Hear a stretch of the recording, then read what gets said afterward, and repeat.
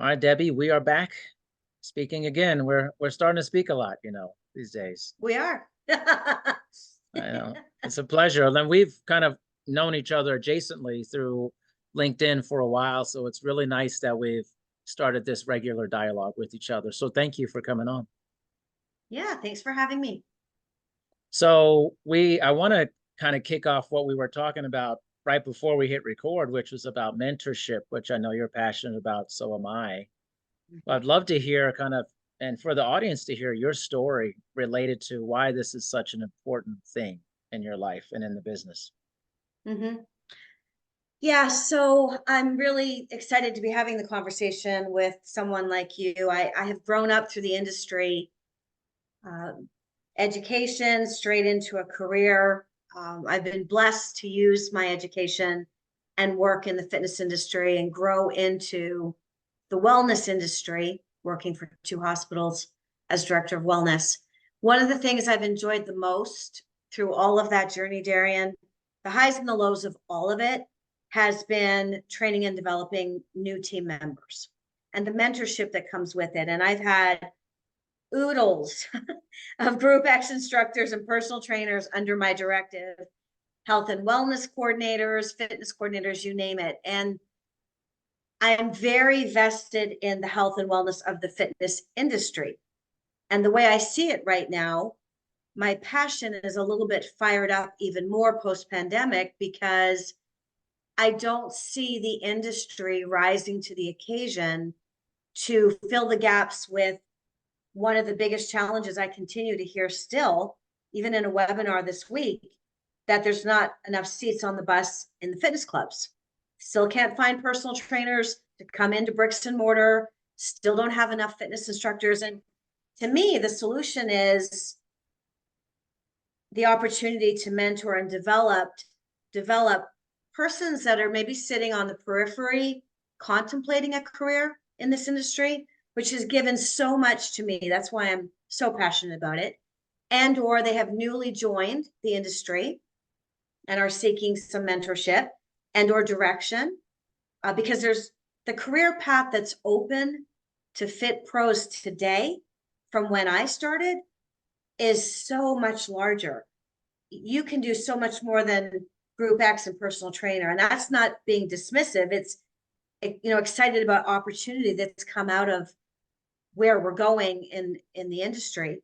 And then we have others that I'm experiencing that are what I call the career 2.0 group, individuals that, and we're going to have more and more of this, I believe, that have had a very nice career in a different discipline, but have dabbled in fitness and or are interested, and they want to be in our industry and they don't know anything and they need mentorship as well. So I feel like it's my time, given what the industry has given me, to share and help fill this gap. And of course, you and I had the conversation, so now we're running. But that's just a little bit about how I come to be fired up about this particular topic. So funny you mentioned about what this industry has given to you. And I was just telling you before we hit record that the post that I put out on LinkedIn, it says exactly that. It's given so much to me. I want to give back. We want to give back. This is a great way to do it. And I think what you said about not enough seats, and but it's just not enough people caring about people coming into the business. It's such an individual business for so many people, and they get in and they just feel so alone, and they have to this is a weird industry where it's like you have to start from scratch and with no guidance, almost no guidance. You have to make a lot of mistakes, or as you know, the lifespan especially of a personal trainer is less than a year. I mean, they get out of the industry super quick because there's just no help, and it's a difficult industry to just start gaining clients without having to resort to doing something else. Agreed. And I was telling a bunch of students, trainers at Colorado State, once you get into another job, if you're struggling and it makes you a lot of money, you're probably not coming back to fitness. The allure of making a lot of money versus doing something you love, it's so hard for people to make that change. But I think that can be helped if we mentor people and we're there for them when they're struggling, especially in the beginning. And they're like, can I actually do this type of thing? You know?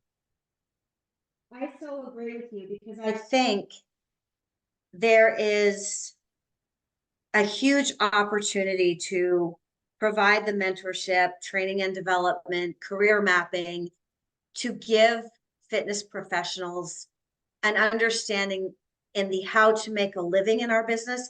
Because you're right, Darian, once they leave and they make the bucks, and for some, it's not making big bucks, Right. it's making enough bucks just to live.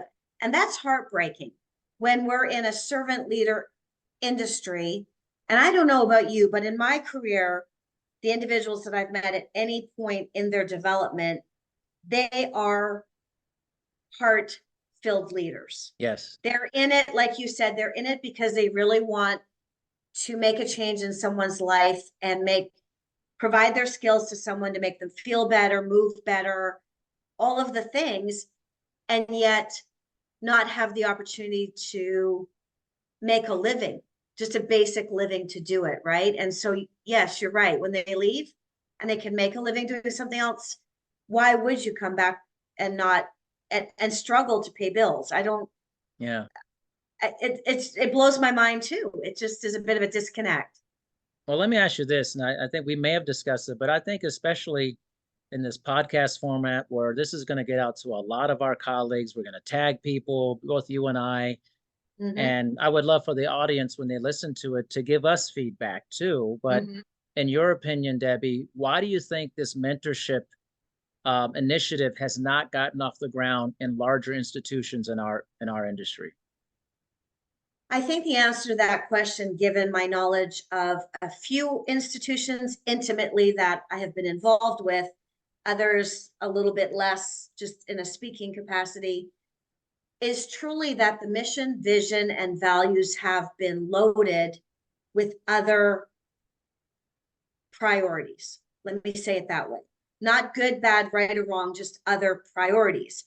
And it might be that these institutions have not had to really make this a primary focus in the past because we were sort of swimmingly moving along pre-pandemic with what it would seem like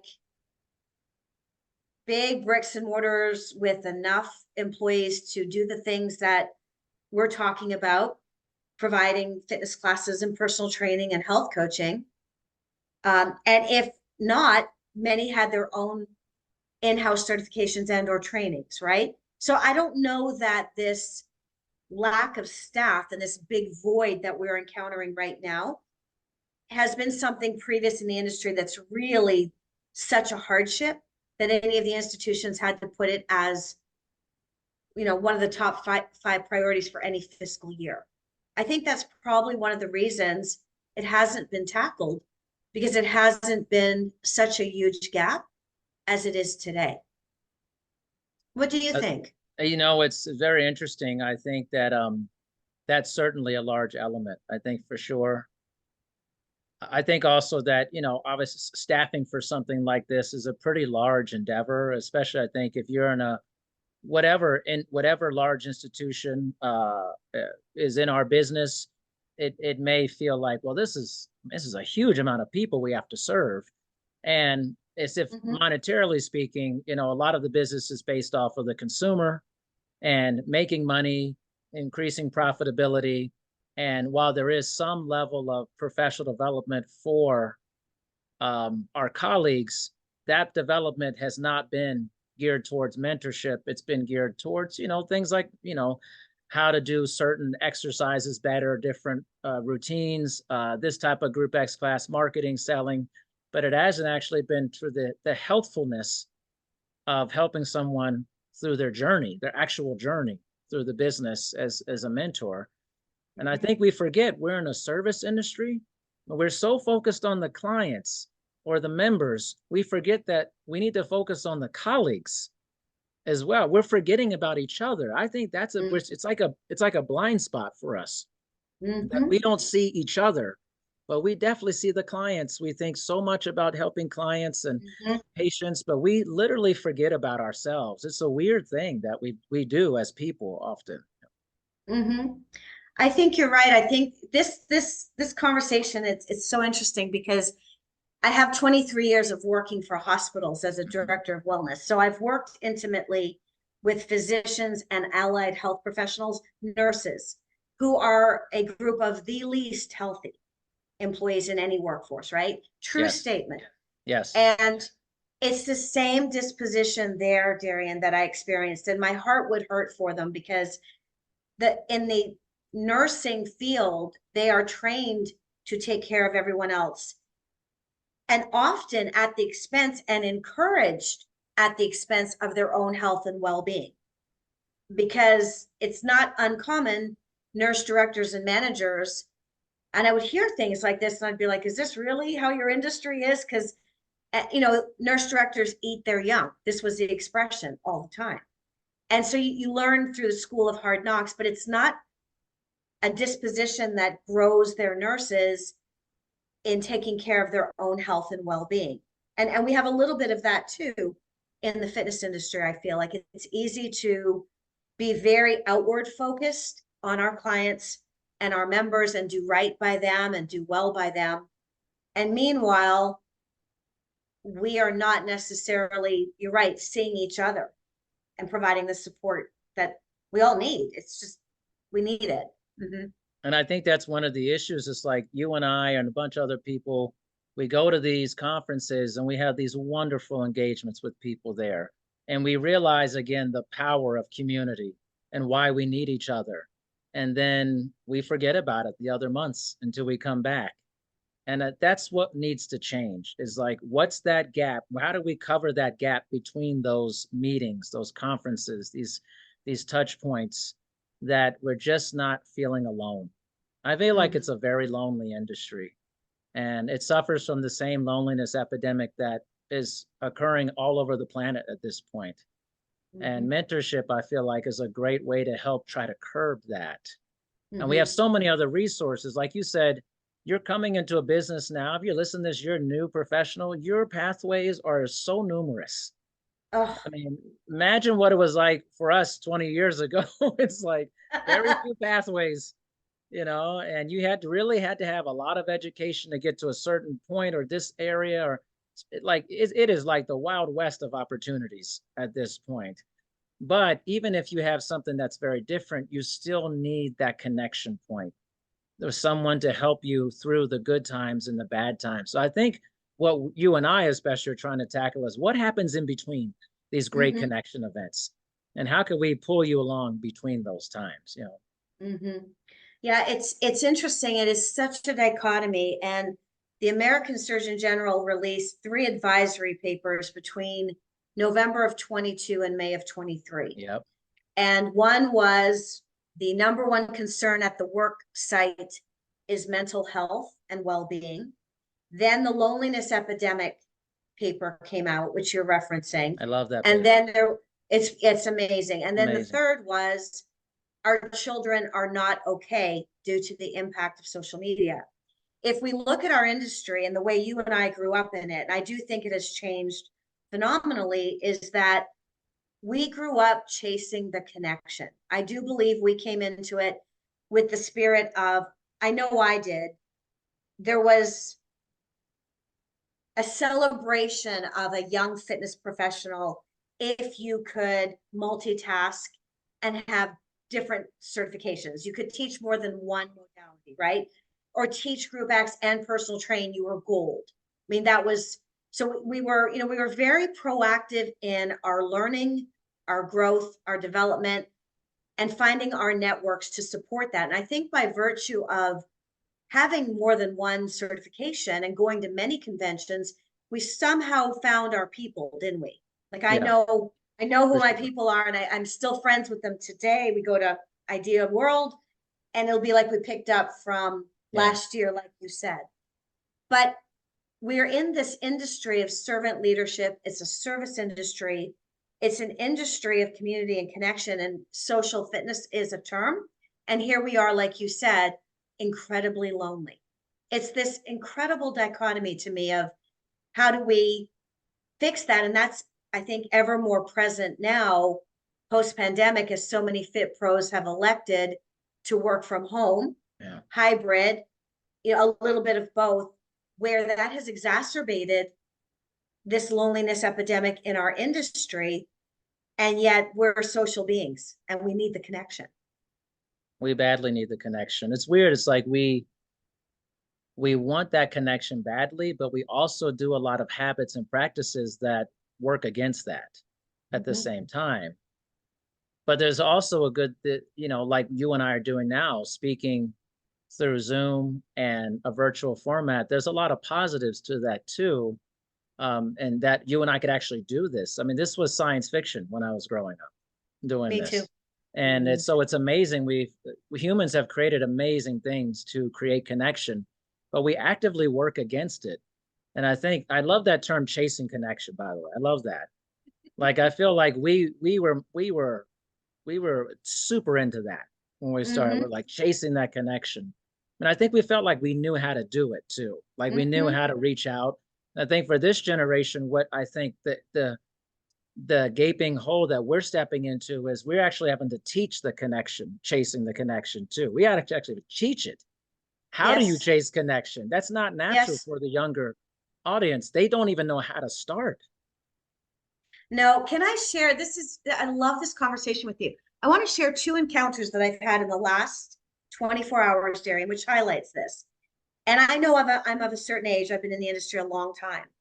And I do feel for the younger generation coming into our industry and the younger generation that finished high school, maybe a university college degree via Zoom because we were on shutdown. And you can literally see some of the gaps there today, which is also impacting the fitness industry, where the social skills have been altered. Right? I feel like you and I could very confidently say our social skills have improved immensely by virtue of being athletes, training, teaching, coaching. I mean, I don't have a problem getting on a stage. Where did I No. learn that? Varsity athletics, finding my voice and discipline, and Yep. then Reebok Master Trainer team. Jen Miller coached me, so I found my voice and I learned how to present appropriately. Two instances that have come up in the last 24 hours where I see young people struggling with communication outside of industry. And I wonder if it's the same for our fitness newbies coming in. One was an encounter at a hospital yesterday. I just had to drop in for lab work. And I have a younger person. I have the protocol from the functional medicine doc. I'm to get lab work, simple. And this younger employee starts with why they can't help me and why am I at this hospital at this lab. And I watched him, and because I have 23 years in healthcare, I just kind of stepped back and watched, and I was like, what is he doing? He's explaining to me all the things that aren't going to work and why I should be here. And I was just like, I finally said, sir, if you can't serve me, it's okay. I understand. If administration told you you can't take these lab kits because there's no code to bill it to, it's okay. But he was just talking nonstop. Number two, I get on the phone this morning to book a hotel with a much younger person to go to the TRX summit in Delray as a trainer. And I get the same dialogue, nonstop verbal, nonstop about I have two Marriott numbers and it's, well, then I'm going to have to do this. And then I'm going to have to cancel that out and do this. And I'm like, I would sit back holding the phone going, what is happening? And I wonder if some of our human skills, our human ability to relate, skills that you and I polished by virtue of standing in front of others and teaching and coaching, this is also part of what we need to coach, Darian. It's like filling that gap of you finished a high school degree or a varsity degree via Zoom, shut down for almost 2 years. What happened to our social skills there? So I think that might be some love we can give back to the industry too.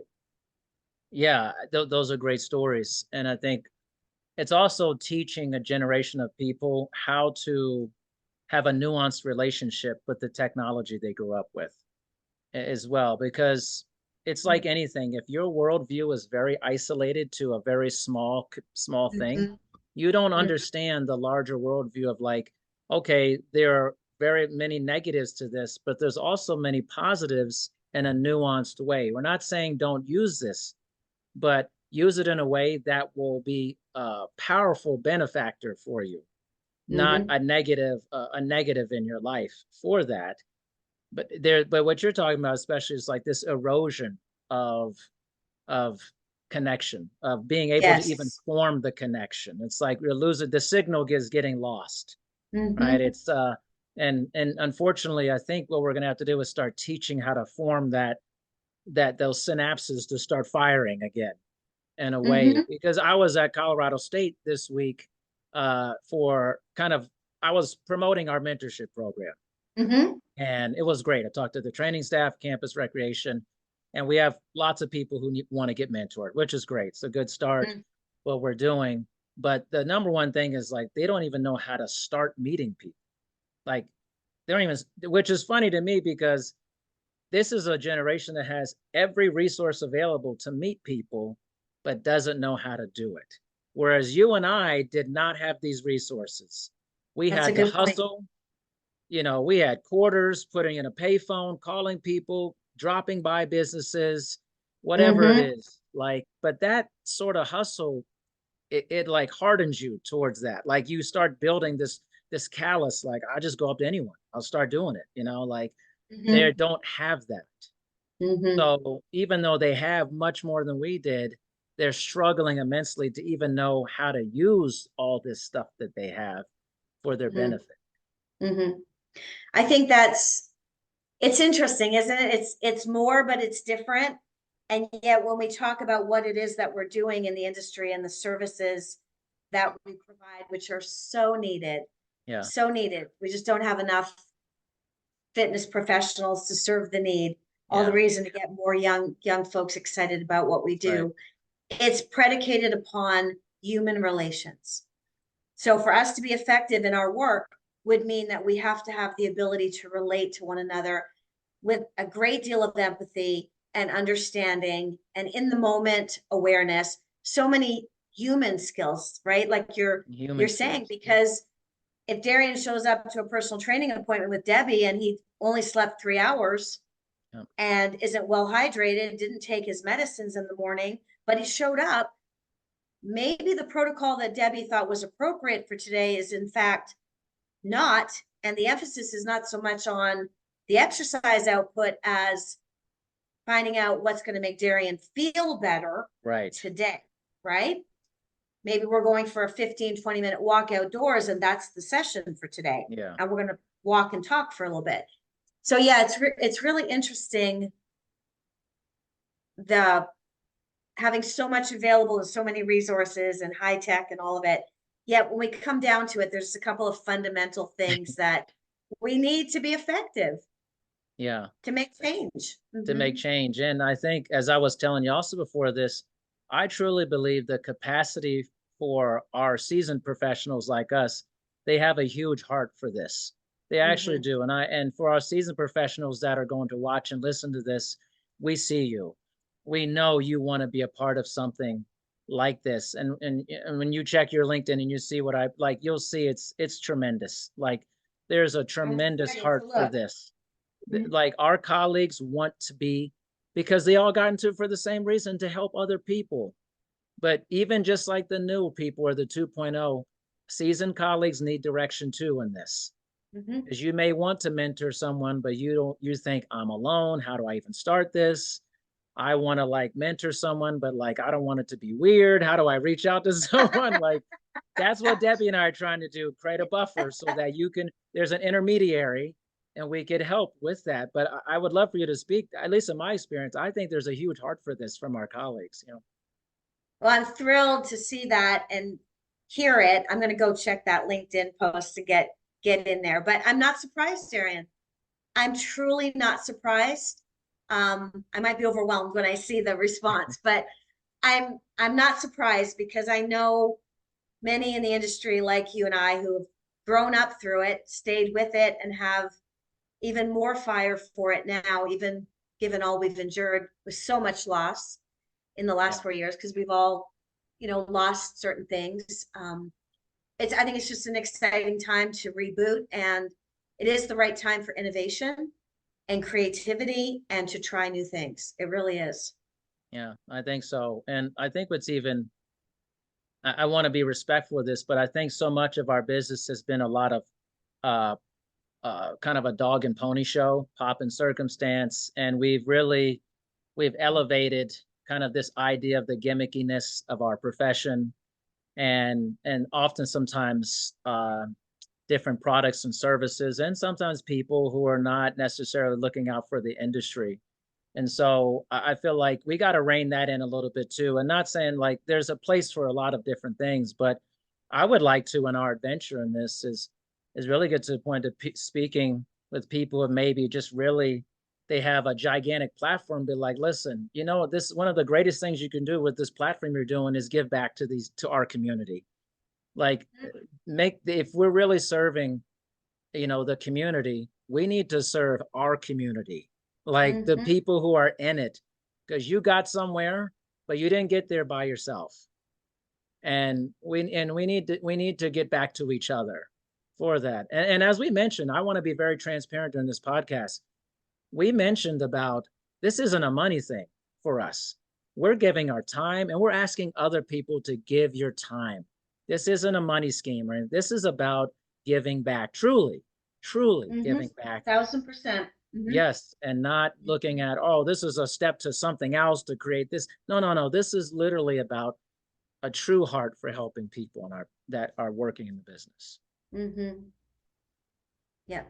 I think your point around products, services, and people, I think there's a little bit of a feel. I don't know if you feel it too, but I do think there's an opportunity, a little bit of a feel for back to the basics. Yeah, And I'm all about innovation in tech and products.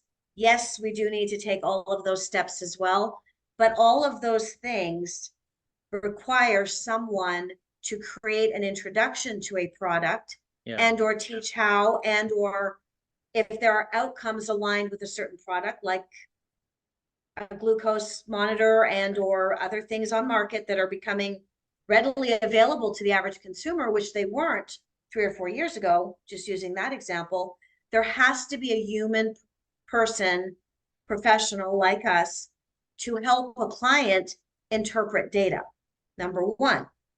Number two, once we have that ability to understand what does this data mean, then to effectively map a plan and a strategy for a health plan, an exercise plan, whatever we want to call it, to become healthier. And that's not going to happen solely with AI and other modalities. At the end right. of the day, the human factor that we're bringing with coaching and motivation and accountability and interactive in the moment, corrective feedback for whatever it might be, and creating community, I'll say as well. Because you said something so important a little bit ago, the individualistic nature of what we do is mind blowing. It's mind Like, blowing. right? Because at the end of the day, all of my programming experience in wellness, my most successful members in my weight management program, my cancer program, uh, my healthy back women's health program, were in a group. Now, they might have started the journey alone as a personal training client and then joined the weight management program. But as soon as they got in a group of like minded individuals on the same journey, trying to lose weight and be healthier, then they had all these accountability partners. So it far exceeded the one on one that we could provide. We still maintained that. But so, this essence of what we bring to the industry and our ability to motivate and connect and the accountability. I think that's huge in the behavior change model for individuals who are trying to become healthier. It's just not easy to make change. Yeah.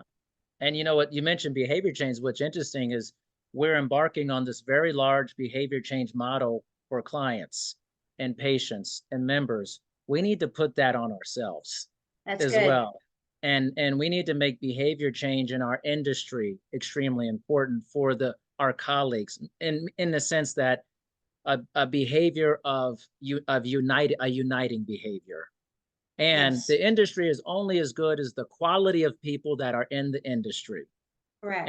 And we also need more volume of people in the industry, which is a big misnomer. I think we have this scarcity mindset that, oh, well, I'm going to be competing against you because I don't, I need to get these amount of, listen, there's not enough professionals to handle the demand. This is a misnomer in the business right now, but we need to take those behavior change models, put it on ourselves and say, let's unite as an industry and let's have more people stay in the business for a long. That's my whole goal with this. I want more people to be in the business as long as I've been in, as you've been in. We need more of Hmm. that versus Hmm. the terrible attrition rate that we currently have. The only way I know how to attack that is to start with a mentorship program and start getting people feeling good about being matched with somebody when they get in or they switch careers, and to have someone with them when they're struggling and when they're growing in a positive way. Whatever it is, just someone there for them. That's right. And that, I feel like we need to turn the tables back on us versus always being on the other side of it. Hmm. I agree. And if we look at where we're headed as a nation, two things that affirm that idea 1,000%. One, we have more Americans over age 55 than under right now. And Darian and Debbie have no desire to leave the industry just because we reach a certain age. No, This is no, not how we think, right? no, no, So not at you and all. I know, right, full well, I can keep on going and doing what I'm doing with my heart purpose on fire, using all of my skills well into my mid 60s if I desire, and on into my Yeah, for 70s. sure. There's no reason to stop. With that being said, and the rising cost of sickness in America and obesity and diabetes and hypertension on the rise, we need more of us to tackle all of that too. And that's a career opportunity. You could start teaching fitness, start as a trainer, do both, go to health coaching, and you can specialize and move into coaching all kinds of disease states if you have interest in that. So I just think there's so much opportunity, and it's the right time to do this.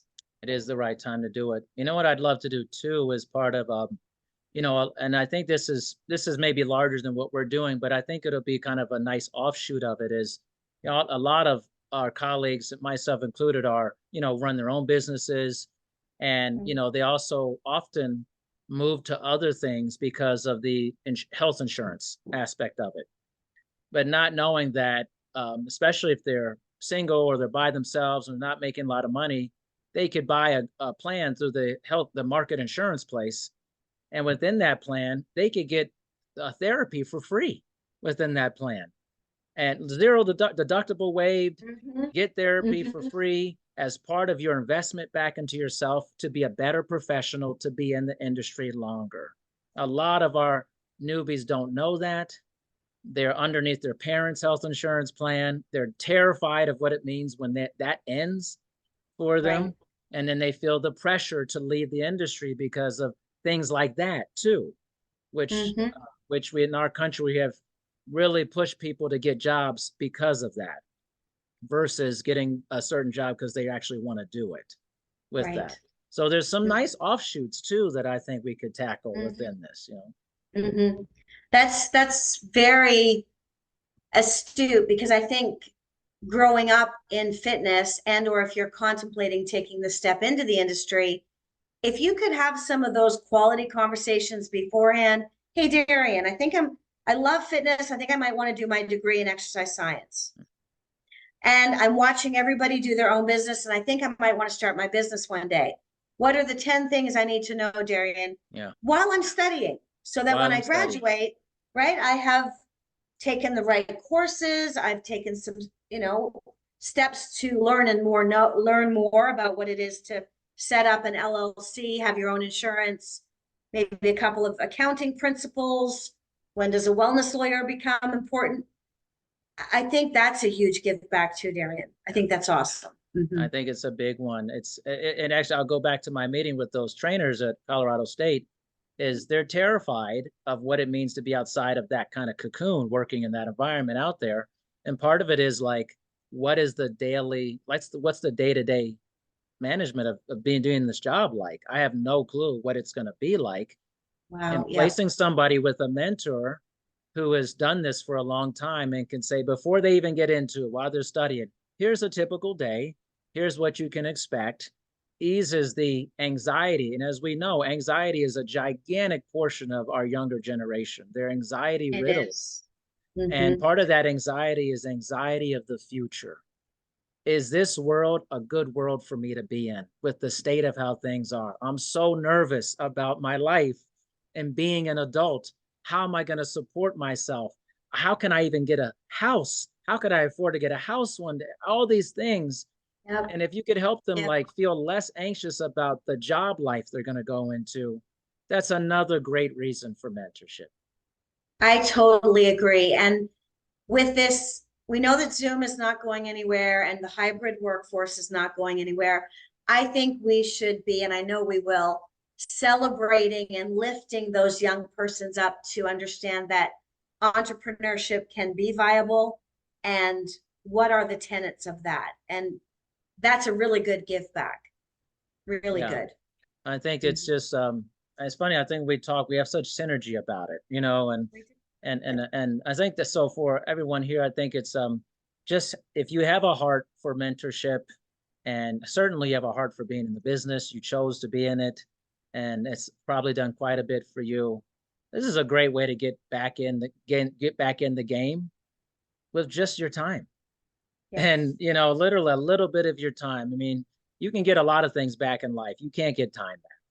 You can No. never get that back. And think about this as a time forward investment. You're giving people at the beginning of their careers interest in the future of their career. Like, oh, I get to see something normally I would never get to see. I'm gaining a valuable lesson that I may have had to struggle through that. And there's a value in struggling for sure, but at least to get a couple cheat codes in there is kind of nice, you know. I mean, it's like, I mean, a few, Leah, come on, you know.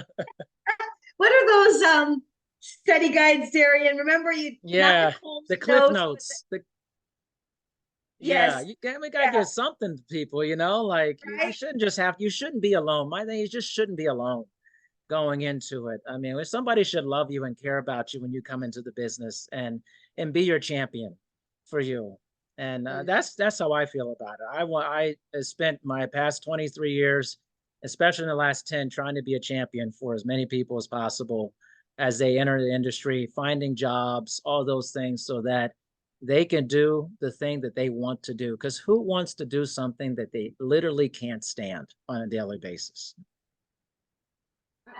Amen to that. And I think if there was opportunity for young individuals and those that are shifting careers and career 2.0 to know that there was someone that they could trust to be available to answer those kinds of questions, starting out before the journey, in the middle of the journey, and or wouldn't that be just a wonderful way to build up the fitness industry and build up our business again Yeah, and get a new influx of new university grads like you're yeah, teaching, that they don't change their minds after they get their degree because the anxiety has got them frozen in time, and or there's parents their saying parents. you need to Yep. go get the law degree because you're guaranteed to make money. And to your point, to do something soul sucking every day, I can't imagine that. I can't imagine. I've never had to do that. I've had big jobs and hard jobs, but Yep. all in the industry, and it always made sense to me. So yes, I think we all have a huge opportunity to come together to create this community, to spread the love nationwide Yep. and get our arms around the industry and show it some love and get Yeah. people excited to put a foot in the fitness industry and look at it as a long-term play. Because you think of it, like you said, like you mentioned the parents thing. That's a brilliant topic, because when, especially for as college students, they're hearing this voice, one side from their parents. You need to get a good job. Whatever that doesn't always mean, like whatever that is, you need to be able to support yourself.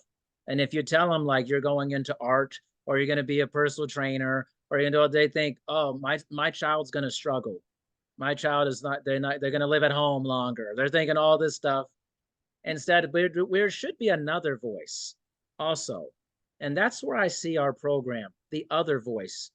And then the students saying, well, I hear what you're telling me, but also I have someone who's good at this, and they're lifting me up. They're raising me up and telling me I could do this.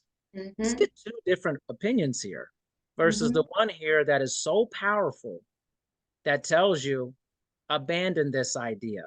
Mm-hmm. You need to make money. And I think we could be a powerful force in there. We're not their parents, but we're just another option, Mm-hmm. another voice that's lifting them up instead of telling them life is tough. You're not going to make it. You're not going to, we need more. Yes, you can do this. Mm-hmm. And we have people who actually want to help you do this. Mm-hmm. Mm-hmm. Yeah, I think that's key. It's almost like I imagine this for you feels like going to the university and or being a college professor or a Mm-hmm. university professor, right? In a way where for me, I'm relating right now as you're speaking as a TRX master trainer when I teach the 8-hour trainings. I get very young and I get all ages and stages at different Yeah. points. And the 8 hours with those individuals coming to learn TRX, I feel like I'm in my mentor shoes because I'm teaching. And it's not just TRX. We spend the whole day together, so we share. And the others share and talk about what they're doing in their career and or what they're studying at university. And then I have some older persons and they'll talk about what they've been doing. And it's just this lovely synergy of, Yeah. oh, I didn't know I could be a health coach, a certified health coach. So yeah, there are different things out there now. It's good. Yeah, lots and Yeah. lots of opportunity. Lots of opportunities. Debbie, thank you so much for spending some time with me. And which is nice is we're spending more time anyways beyond this. We are. So, and Mhm. doing a big lift for our industry, I think it's good. So thank you so much for your time. And but I'd also love for people to know where they can get in touch with you about the things that you're passionate about. Yes, so just connect with me on LinkedIn. I like LinkedIn a lot. You'll find me there. Just type in Debbie Bellinger, and I do have a website, super easy, www.debbiebellinger.com. But connect on LinkedIn. I do like to share research and engage in conversation, and I will lift you up if you connect with me. So that's probably the best option. Or go to my website and just ping me. Ping Debbie. And Debbie, I can attest to Debbie is on LinkedIn quite a bit. She'll get back to you. And just kind of as a preview for our work, that we're doing together. We will be doing some data collection coming up in the next 6 months about what are you looking for in a mentorship program for your 2.0 folks or college students, even teens who are looking at what's their career life going to look like. If you listen to this, reach out to us. What would you like to see in a mentorship program? We're doing both formal collection and informal. We want as much information as possible so we can give you the type of program that'll be meaningful for you and that you'll immediately want to do for that. So, Debbie, thank you so much for your time. I appreciate you. You're welcome. Thank you, Darren.